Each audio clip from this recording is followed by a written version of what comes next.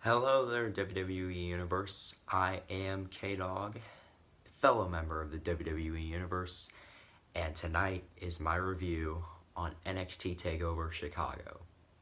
So, NXT Takeover Chicago, it was a pretty good show overall. It had some minor faults to it, but that had some really great moments, And so I guess let's start from the beginning.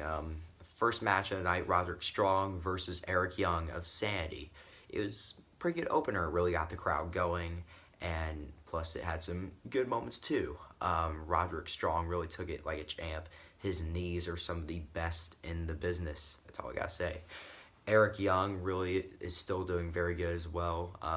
When Killian Dane just like flattened through, he just bam, just flattened through Roderick Strong. That was very cool. I didn't really see as much wrong with the match. I got my prediction wrong, so I feel kind of bad for that. Roderick Strong with the win. That's kind of cool, I guess. Maybe he could be elevated some more. It's being rumored that maybe at the next takeover he could face Adam Cole if he comes to NXT, and boy, would that be just tremendous. Oh.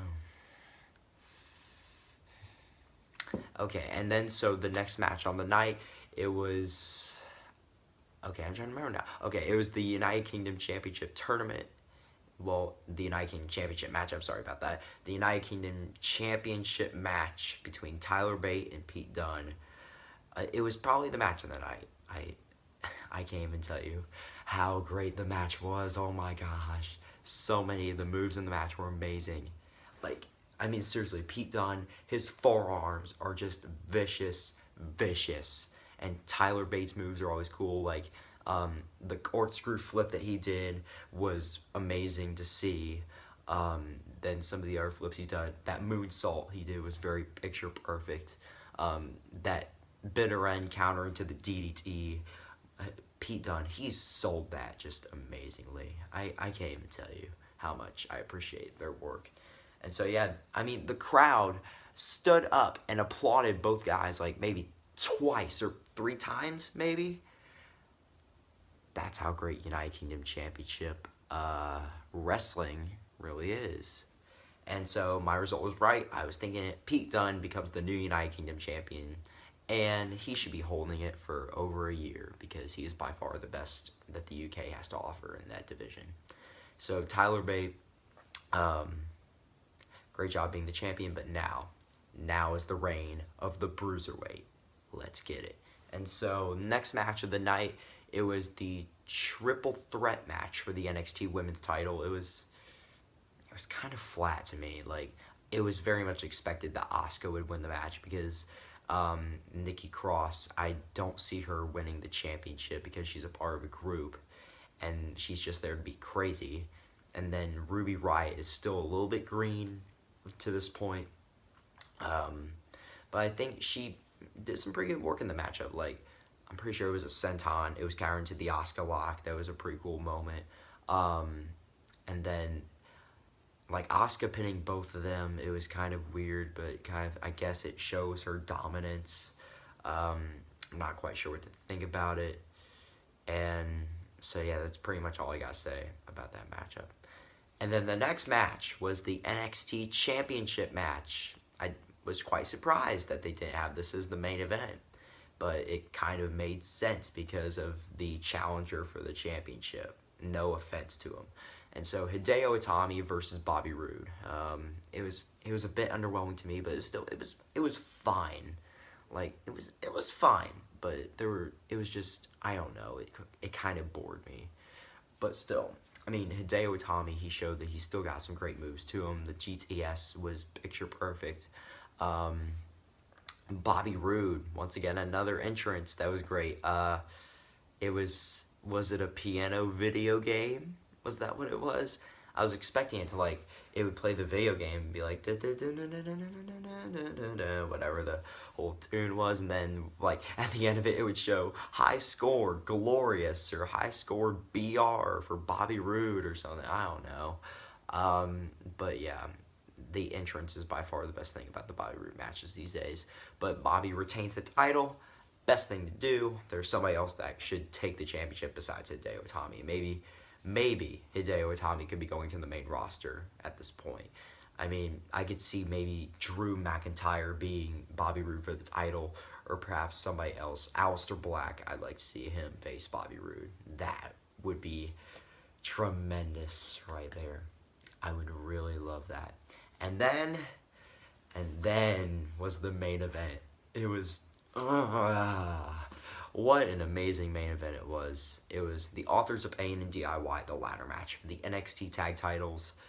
Tag team wrestling is tremendous in WWE.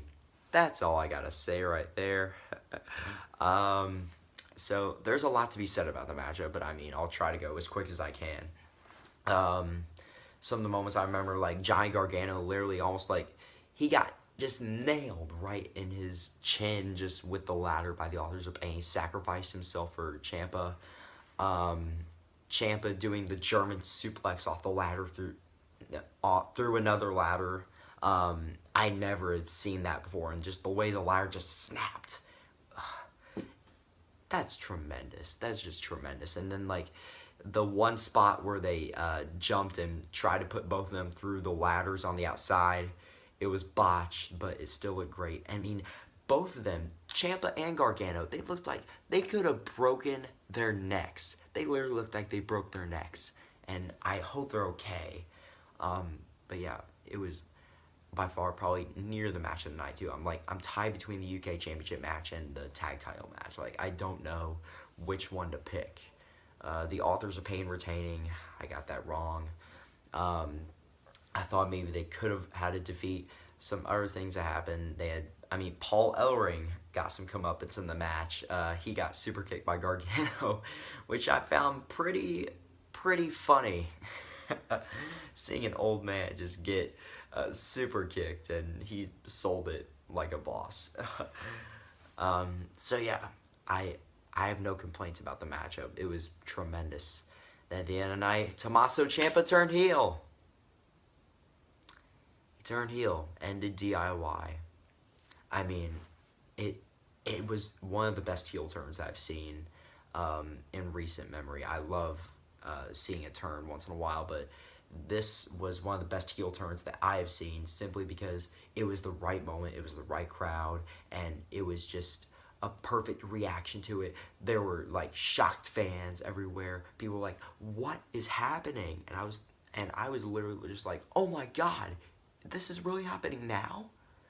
And so it was just great, and like, it was perfect, the perfect way to betray a friend right there. It reminded me almost of Matt turning on Jeff Hardy, but it was sort of equal to it, but not exactly as hard as Matt and Jeff. But it was a genuinely shocking heel turn, which you don't get to see as much in WWE these days, because heel turns or babyface turns are pretty much just like spoiled for you.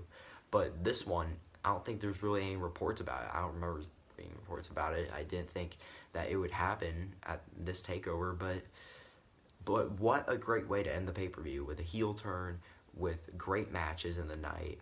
And I mean, there was no other way to make it great. I mean, some of the matches could have been changed up, there could have been better moments, but Takeover Chicago was great. I really enjoyed it. It was much better than Orlando, way much better than Orlando.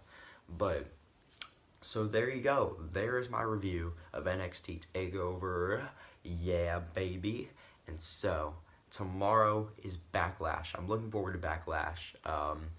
I'm not quite sure if it'll beat Payback. Let's see how it does. And so, thank you guys for listening. There's my review on Takeover, and I will see you guys later. I'm K-Dog, member of the WWE Universe. You're the WWE Universe too. I will see you guys later.